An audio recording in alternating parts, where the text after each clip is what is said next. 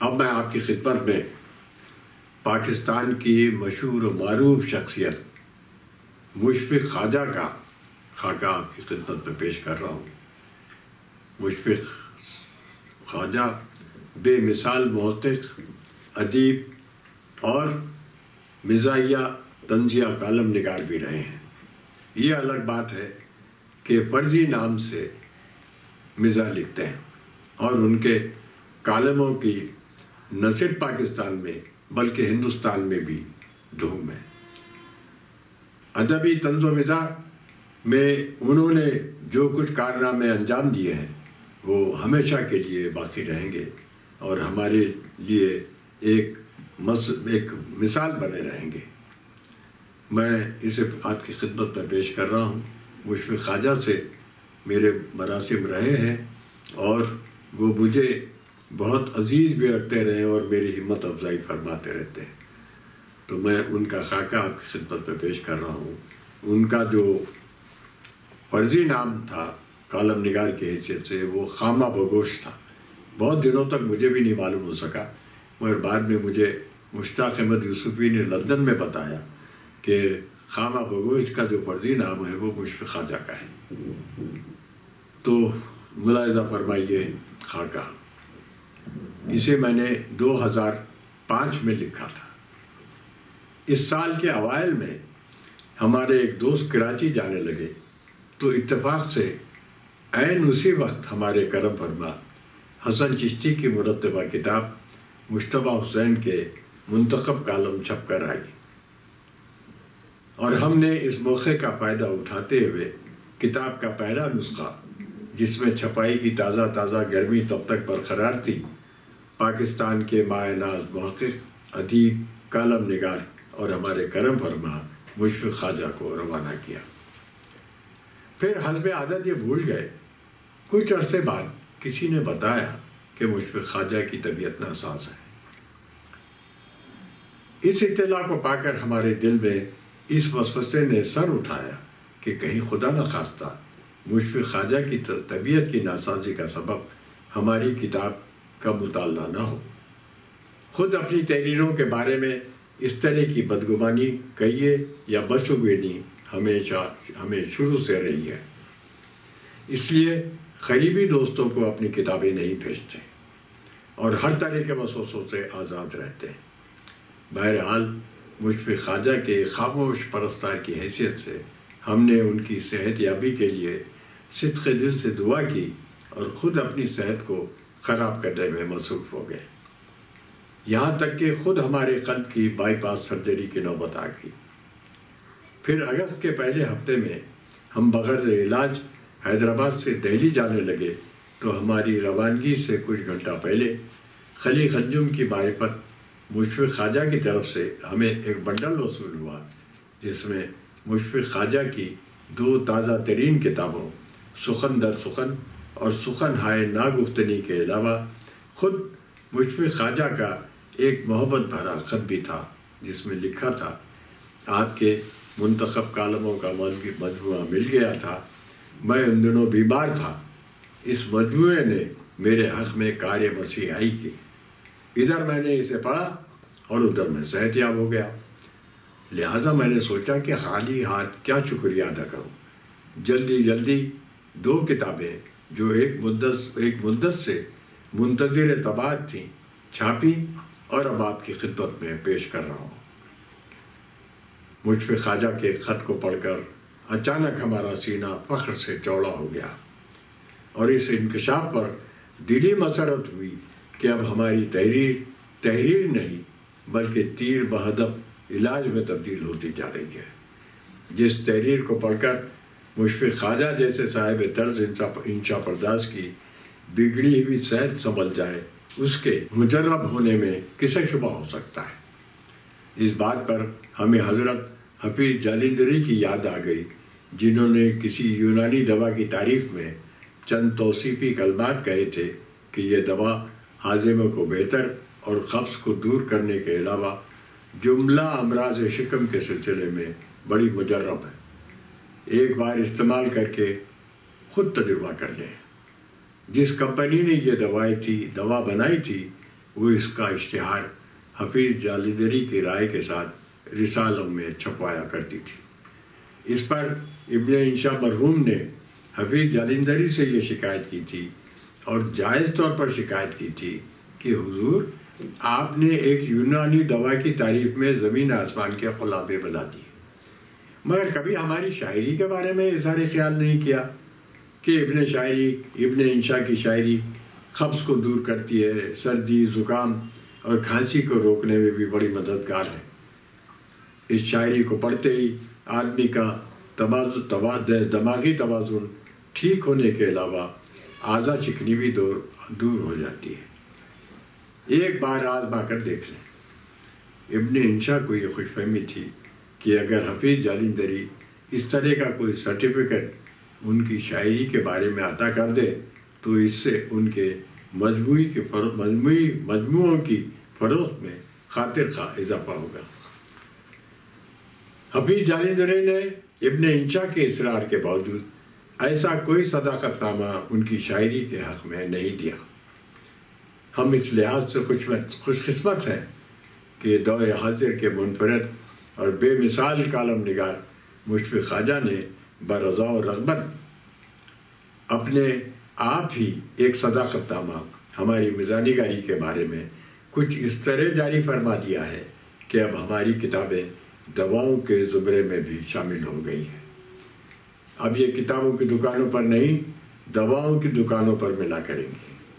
ہمیں اصولاً اپنی کتاب کے سرورق پر انگریزی میں یہ عبارت بھی جدید حروف میں طبع کروانا چاہیے کہ شیک دی بک بیفور یوز، تاکہ کتاب کا گمان نہ ہو بلکہ یہ کسی دوا کی شیشی معلوم ہو۔ ہمیں ہر کالم کے نیچے یہ بھی لکھوانا چاہیے کہ کون سا کالم نہار پیٹ اور کون سا ناشتے کے بعد پڑھا جائے، سونے سے پہلے گرم دودھ کے ساتھ پڑھا جائے یا ٹھنڈے پانی کے ساتھ پڑھا جائے۔ بہرحال ہمیں اس بات کی خوشی ہے کہ مشفق خواجہ ہماری کتاب کی وجہ سے صحت یاب ہو گئے۔ یہ بہت بڑی بات ہے، ورنہ تو ہمیں ان دنوں اردو کتابوں کا کوئی مصرف نظر نہیں آتا۔ دوسری طرف ہم پر مشفق خواجہ کا یہ وصف بھی منکشف ہوا کہ موصوف علم غیب پر گہرا عبور رکھتے ہیں، کیونکہ ادھر ہم نے اپنے قلب کی بائی پاس سرجری کرانے کے لیے گھر سے دہلی چلے، اور ادھر انہوں نے حیدرآباد اپنی 2 عدد کتابیں ہمیں بھیج دیں کہ میاں ان کتابوں کی مدد سے اپنا خاطر خواہ علاج کرا لو۔ یقین مانیے آج جو ہم پھر سے صحت مند ہو گئے ہیں بلکہ کالم تک لکھنے لگے ہیں تو یہ مشفق خواجہ کے کالموں کی دین ہے، ورنہ تو ہم اب تک لالا و گل میں نمایاں ہو چکے ہوتے۔ یہ ایک الگ داستان ہے کہ کس طرح ان کتابوں نے نہ صرف ہمیں صحت یاب کیا بلکہ ہمارے تیمارداروں اور علالت کے دوران ہماری نگہداشت کرنے والوں کی تعداد میں دن دونا رات چوگنا اضافہ کیا۔ ہم نے ہوشیاری یہ کی کہ ان کتابوں کو ہمیشہ اپنے بستر علالت کے پاس ہی رکھا، جس کی وجہ سے ہمارا بستر علالت ہی رہا، بستر مرگ نہ بڑھ سکا۔ دہلی میں جب لوگوں کو پتہ چلا کہ ہم مشفق خواجہ کے کالموں کے 2 مجموعوں کے ساتھ اسپتال میں داخل ہوئے ہیں تو لوگ جوق در جوق ہماری عیادت کو آنے لگے۔ بعض احباب کی ادب دوستی اتنی مستحکم اور توانا تھی کہ مشفق خواجہ کی کتابوں کے بارے میں پہلے پوچھتے تھے اور بعد میں ہماری مزاج پرسی کرتے تھے۔ عزیزی انوار احمد خان، اسسٹنٹ ڈائریکٹر آل انڈیا ریڈیو دہلی، نے ہماری تیمارداری کے سلسلے میں کچھ ایسی مستعدی دکھائی کہ ہمارے رشتہ داروں پر یہ پابندی عائد کر دی کہ وہ ہماری تیمارداری سے مکمل 2 دنوں تک دستبردار ہو جائیں اور ہماری تیمارداری کا فریضہ انہیں سونپ دیں۔ انوار احمد خان نے لگاتار 2 دنوں تک ہماری تیمارداری کا فریضہ کچھ ایسی خوش اسلوبی سے انجام دیا کہ جب ہمیں ان کی تیمارداری سے استفادے کی ضرورت لاحق ہوئی، انہیں مشفق خواجہ کی کتابوں کے مطالعے میں غرق پایا۔ چار و ناچار اس ضمن میں ہمیں اسپتال کی نرسوں کو زحمت دینی پڑی۔ 2 دنوں کے بعد بھی تیماری کے معاملے میں وہ مزید 1 دن کی توسیع چاہتے تھے تاکہ وہ تیمارداری کا آموختہ کر سکیں، لیکن تب تک ہم اپنی تیمارداری کے سلسلے میں خود مکتفی ہو چکے تھے۔ بہرحال مشفق خواجہ کی دونوں کتابوں نے ہمارے حق میں کار مسیحائی کی۔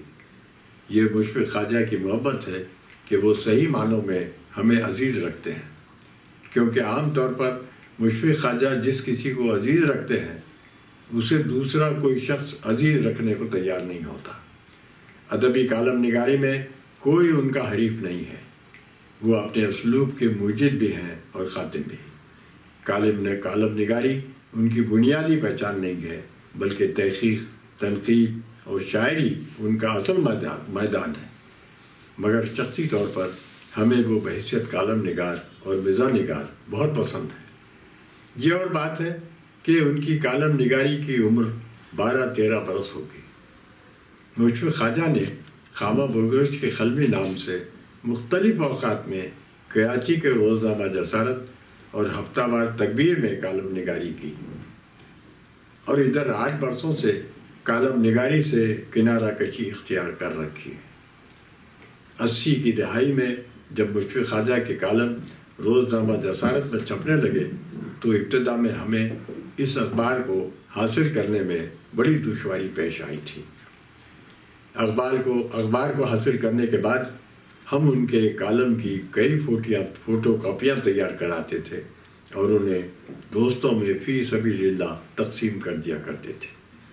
اسے ہماری خوش بختی کہیے کہ بعد میں ان سے دہلی اور کراچی میں شخصی ملاقاتوں کی سبیل نکل آئی۔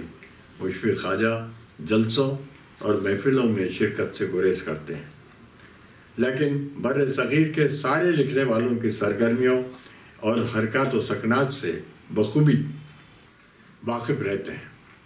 ہندوستان میں ان کے کالموں کو جو شہرت ملی وہ پاکستان کے کسی اور ادیب یا کالم نگار کے حصے میں نہ آئی۔ ادبی محفلوں میں ان کے کئی فقرے شعروں کی طرح عام بات چیت میں سنائے جاتے ہیں۔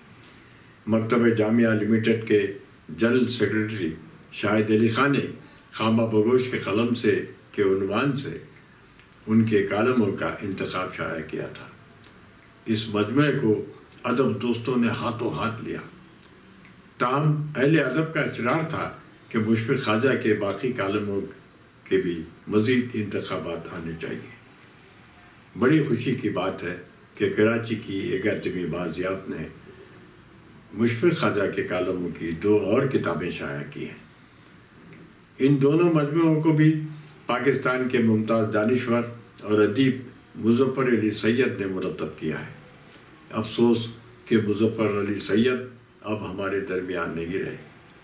کیا ہی اچھا ہو کہ مکتبہ جامعہ لمیٹڈ کے جنرل مینیجر اور مشفق خواجہ کے سچے پرستار شاہد علی خان ان مجموعوں کو بھی جلد ہی اپنے ادارے سے شائع کر دیں تاکہ ہندوستان میں مشفق خواجہ کے ہزاروں چاہنے والے ان سے مستفید ہو سکیں۔ اب میں اسی خاکے کا ایک تسلسل ہے جو دوسری قسط میں جو میں نے لکھا ہے وہ میں آپ کی خدمت میں پیش کر رہا ہوں۔ ہمارے دوست حسن چشتی کی محبتوں اور عنایات کی وجہ سے ہمیں بسا اوقات یوں محسوس ہوتا ہے جیسے امریکہ کا شہر شکاگو حیدرآباد ہی کا ایک محلہ ہے، اور یہ کہ محلہ عابد روڈ اور پتھر کٹی کے درمیان کہیں واقع ہے۔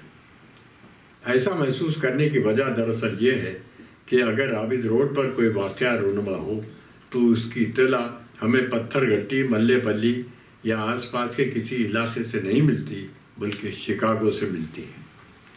پچھلے دنوں یوسف ناظم کے بمبئی سے حیدرآباد آنے کی اطلاع بھی ہمیں شکاگو سے حسن چشتی نے ہی دی تھی، بلکہ یہ تک کہا تھا کہ حیدرآباد میں جس مکان میں وہ مقیم ہے وہ ہمارے مکان سے چند قدم کے فاصلے پر واقع ہے، اور اگر ہم اپنے مکان کی بالکنی سے دائیں جانب جھانک کر دیکھیں تو ہو سکتا ہے خود یوسف ناظم بنفس نفیس کسی مکان کی کھڑکی یا بالکنی میں کھڑے نظر آ جائیں گے۔ ہم نے ان کے اس دعوے کی تصدیق کے لیے باہر جھانک کر دیکھا تو سچ مچ یوسف ناظم نظر آ گئے، جو اپنی کھڑکی میں سے جھانک کر ہمیں دیکھنے کی جستجو میں لگے ہوئے تھے۔ کیا عجب کہ اتنی دیر میں حسن چشتی نے ہی فون کر کے انہیں اس کام پر لگایا ہو۔ غرض حسن چشتی اور ان کا شکاگو ہماری زندگی میں اتنا دخیل ہو چکا ہے کہ ہم اسی گھاٹ سے عابد روڈ جانے کے لیے نکلتے ہیں تو یوں محسوس ہوتا ہے جیسے ہم وہاں براہ شکاگو جا رہے ہیں۔ اطلاع عرض ہے کہ حیدرآباد یا اردو دنیا میں کہیں بھی کچھ ہو جائے، اس کی اطلاع ہمیں حسن چشتی کے معرفت شکاگو سے ضرور مل جاتی ہے۔ ایسی اطلاعات کی تفصیلی ہم پھر کبھی لکھیں گے۔ اس وقت تو ہمیں 22 فروری کی وہ اداس دوپہر یاد آ رہی ہے جب ہم واجد ندیم اور خود بھی ان دنوں شکاگو سے جو حیدرآباد آئے ہوئے ہیں اور سید امتیاز الدین کے ساتھ اپنے گھر میں بیٹھے باتوں میں مصروف تھے کہ اچانک فون کی گھنٹی بجی۔ ہم نے ریسیور اٹھایا تو آواز آئی، میں حسن چشتی بول رہا ہوں، اگر آپ کو ایک بری خبر کی جانکاری ہو چکی ہے تو میرا پرسہ قبول کیجیے۔ ہم نے کہا کہ ویسے تو ان دنوں ہماری زندگی میں اچھی خبریں آنا ہی بند ہو گئی ہیں، یوں بھی ہم لوگ آخر ایک دوسرے کو کتنے پرسے دیں گے اور کس کس بات کا پرسہ دیں گے۔ حسن چشتی نے گلوگیر آواز میں کہا، مجھے لگتا ہے کہ آپ کو ابھی تک مشفق خواجہ کے انتقال کی خبر نہیں ملی ہے۔ یہ سنتے ہی ہم پر کچھ دیر کے لیے سکتہ سا طاری ہو گیا۔ یہ الگ بات ہے کہ اس بری خبر کو سننے کا دھڑکا ادھر کچھ عرصے سے لگا ہوا تھا، لیکن پھر بھی اسے سن کر اچانک یوں لگا جیسے اس خبر کو سننے کے بعد دنیا ویسی نہیں رہی جیسے کہ اس خبر کو سننے سے پہلے تھی۔ مشفق خواجہ کی موت ہمارے ادب کا کوئی معمولی نقصان نہیں ہے۔ وہ اپنے پیچھے جو خلا چھوڑ گئے ہیں وہ ایسا نہیں ہے جو پر ہو جائے گا، کیونکہ وہ ادبی طنز نگاری کے ایک مخصوص اسلوب کے موجد بھی تھے اور خاتم بھی۔ 80 کی دہائی کے ابتدائی برسوں میں ان کی طنزیہ تحریریں پاکستان کے روزنامہ جسارت میں نظر سے گزری، جنہیں وہ خامہ بگوش کے قلمی نام سے لکھا کرتے تھے۔ 2-3 برسوں تک ہمیں پتہ ہی نہ چلا کہ خامہ بگوش کے پردہ زنگاری میں کون معشوق چھپا بیٹھا ہے۔ 1984 میں ہم لندن گئے اور مخدومی مشتاق احمد یوسفی سے خامہ بگوش کا ذکر آیا تو معلوم ہوا کہ یہ تحریریں مشفق خواجہ کے زور قلم کی دین ہے۔ انہیں ہم ایک باکمال محقق، شاعر اور رسالہ تخلیقی ادب کے مدیر کی حیثیت سے جانتے تھے، لیکن یہ اندازہ نہیں تھا کہ یہ ایک بے مثال طنز نگار بھی ہیں۔ 1985 میں وہ دہلی آئے تو ان سے ملنے اور ان کی صحبت میں خاصا وقت گزارنے کا موقع ملا۔ وہ محفلوں میں جانے سے گریز کرتے تھے، چنانچہ اصرار کے باوجود انہوں نے دہلی کی کسی ادبی محفل میں شرکت نہیں کی۔ ماہر غالبیات مالک رام سے انہیں گہری عقیدت تھی اور انہی سے ملنے اور ان کی مزاج پرسی کرنے کی غرض سے دہلی آئے تھے۔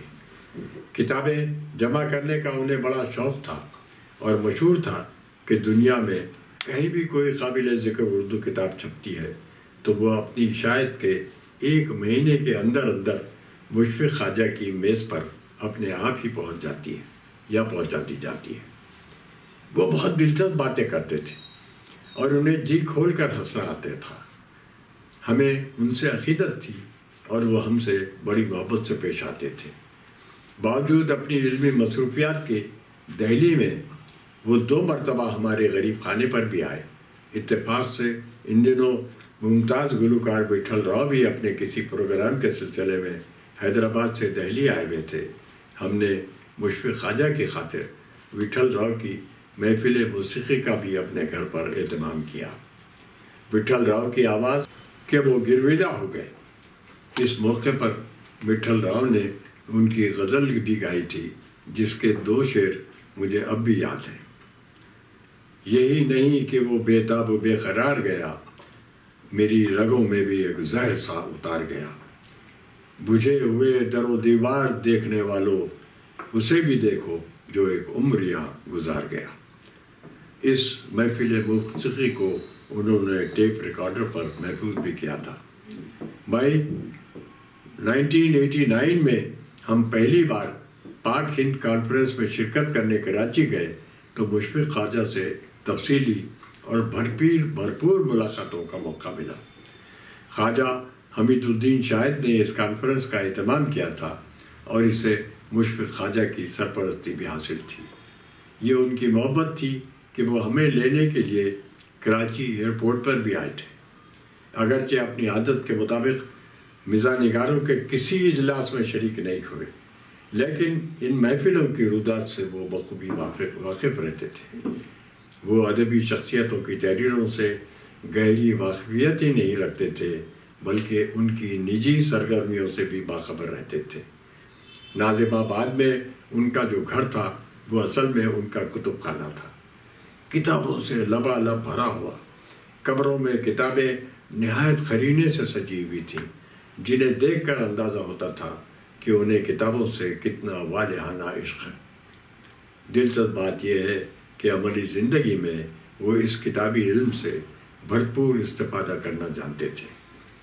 وہ کبھی حیدرآباد نہیں آئے، لیکن حیدرآبادی تہذیب اور حیدرآبادی احباب سے بے حد محبت کرتے تھے۔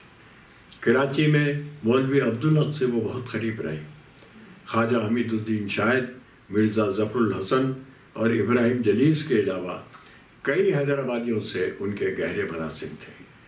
حیدرآباد کے رسالوں اور اخبارات کے مطالعے کے ذریعے نہ صرف حیدرآباد کی اہم ہستیوں بلکہ حیدرآباد کے گلی کوچوں سے بھی واقف تھے۔ انہیں یہ تک معلوم رہتا تھا کہ حیدرآباد میں انڈوں کا کیا بھاؤ ہے، بلکہ مرغ کی ارزانی پر اظہار مسرت بھی کرتے تھے۔ مشفق خواجہ اور بیگم مشفق خواجہ نے کراچی میں قیام کے دوران ہندوستانی مزاح نگاروں کی جو پذیرائی کی وہ ہمیشہ یاد رہے گی۔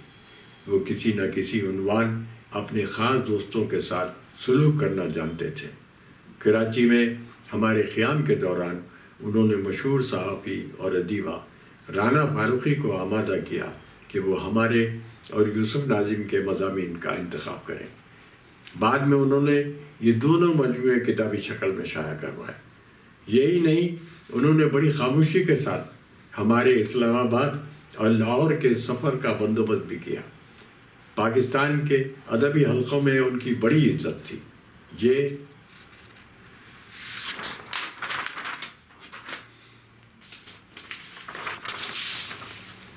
اور بات ہے کہ ان کی طنز نگاری کی وجہ سے بعض لوگ ان سے خائف بھی رہتے تھے۔ کبھی کبھی ان کی تحریر میں طنز کا بار گہرا ہو جاتا تھا، لیکن ان کی نیت ہمیشہ صاف رہتی تھی۔ اچھے طنز سے محفوظ ہونے اور اسے برداشت کرنے کے لیے گہرے ظرف کی ضرورت ہوتی ہے۔ بعض حلقے ان سے ناراض بھی رہتے تھے، لیکن ان کی بے مثال طنز نگاری کے مترب بھی تھے۔ 8-9 برس پہلے انہوں نے اچانک کالم نگاری سے کنارہ کشی اختیار کر لی تھی اور اپنی ساری توجہ تحقیق پر مرکوز کر دی تھی، جسے وہ اپنا اصلی کام گردانتے تھے۔ ان کا حسن سلوک اور ان کی تحریریں ہمیشہ یاد آتی رہیں گی۔ مشفق خواجہ نے اپنے ایک کالم میں ہمارے بارے میں ایک دلچسپ تبصرہ بھی کیا تھا کہ مجتبیٰ حسین کی شہرت کا ڈنکا 4 دانگ عالم میں بجتا ہے، اور جہاں نہیں بجتا وہاں یہ خود جا کر بجا دیتے ہیں۔ پچھلے 4-5 مہینوں میں ہمارے پاس ان کے 4 خط آئے تھے اور ہم نے بھی ان کے جوابات بڑی پابندی سے دیے تھے۔ ایک خط میں ہم نے ان سے خواہش کی تھی کہ وہ اس عالمی کانفرنس میں ضرور شرکت کریں جو روزنامہ سیاست کی جانب سے نومبر 2005 میں حیدرآباد میں منعقد ہونے والی ہے۔ اس کے جواب میں انہوں نے جو خط ہمیں لکھا تھا، جس سے حیدرآباد سے ان کی والہانہ محبت کا اندازہ ہوتا ہے۔ مشفق خواجہ کا گزر جانا ہمارے لیے ایک بڑا سانحہ ہے۔ ایسا مشفق اب ہمیں کہاں ملے گا؟